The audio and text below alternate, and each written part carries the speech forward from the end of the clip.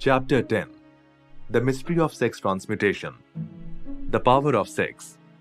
Transmutation का मतलब है बदलाव, किसी एक चीज का या एक एनर्जी का दूसरे में बदलाव होना।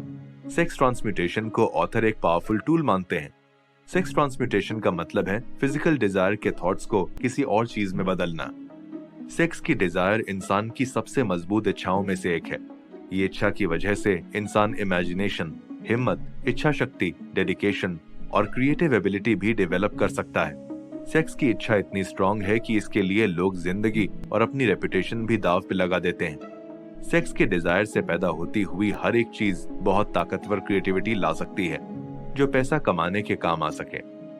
ये बदलाव के लिए इच्छा शक्ति की जरूरत है और उसका बहुत बढ़िया रिजल्ट मिलना तय है। सेक्स की इच्छा को मारना सही बात नहीं है, पर उसको इस तरह से यूज करना चाहिए कि इंसान के शरीर, दिमाग और आत्मा के लिए अच्छा हो। साइंटिफिक रिसर्च कहता है कि बहुत सक्सेसफुल लोगों ने अपने सेक्स नेचर को कंट्रोल में रखा था। ऐसे लोग जिन्होंने सेक्स ट्रांसम्यूटेशन को सीखा था। Using sexual desire to increase creativity. दूसरी बात ये पता लगी है कि लिटरेचर, आर्ट, आर्किटेक्चर जैसे फील्ड के सक्सेसफुल लोग औरतों से बहुत इंस्पायर्ड थे। सिक्स्थ सेंस की बात करते हुए ऑथर कहते हैं कि सिक्स्थ सेंस क्रिएटिव इमेजिनेशन है। दुनिया में ज्यादातर लोग इसे यूज नहीं करते और जिन्होंने किया है वो शायद गलती से हुआ हो। बहुत कम लोग सोच समझ के इसे यूज करते हैं। सिक्स्थ सेंस ही एक जीनियस और एक नॉर्मल इंसान में फर्क बनाती है। एक जीनियस अपने क्रिएटिव इमेजिनेशन से बहुत कुछ पैदा कर सकता है। जब इंसान का क्रिएटिव सेंस काम करता है तब उसके दिमाग के वाइब्रेशंस कई गुना बढ़ जाते हैं।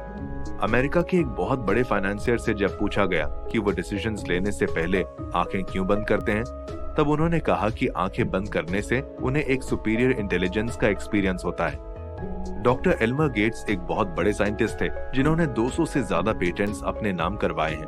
उनकी लेबोरेटरी में एक पर्सनल कम्युनिकेशन रूम था जिसमें बस एक चेयर और टेबल थी और लिखने के लिए एक पैड। साउंड प्रूफ रूम में लाइट्स ऑफ करके वो घंटों तक बैठते और कई साइंटिफिक इन्वेंशंस को इमेजिन करके लिखते।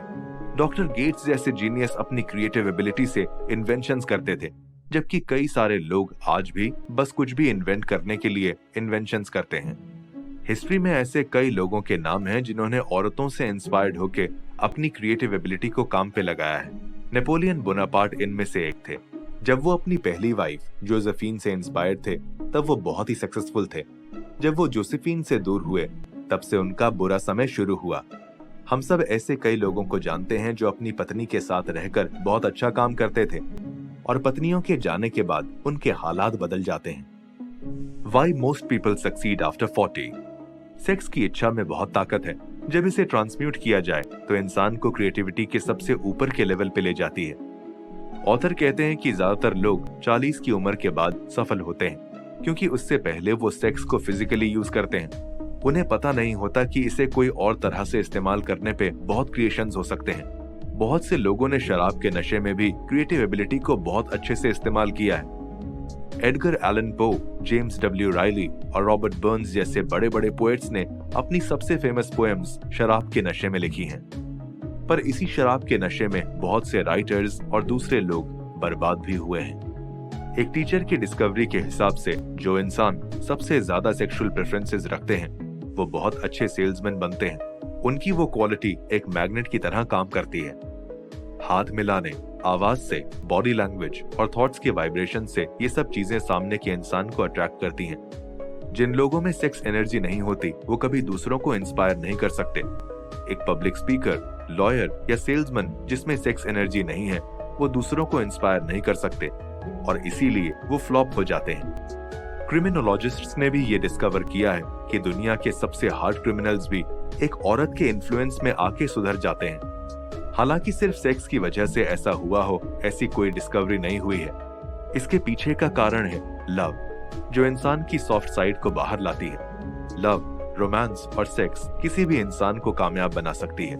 प्यार एक ऐसी फीलिंग है जो एक सेफ्टी वैल्व है और अच्छे इमोशंस की जांच करता है।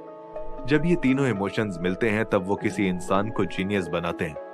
ऑथर कहते हैं कि प्यार में बिछड़ना भी क्रिएटिव एबिलिटी को बूस्ट देता है। अक्सर लोग समझते हैं कि प्यार का चले जाना बुरी बात है।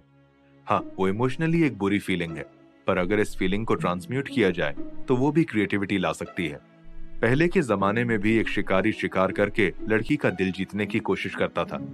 आज भी आदमी जो भी करते हैं वो औरतों का दिल जीतने के लिए करते हैं। अगर उनकी जिंदगी से औरतों को निकाल दें तो उनमें पैसा कमाने की कोई डिजायर नहीं बचेगी।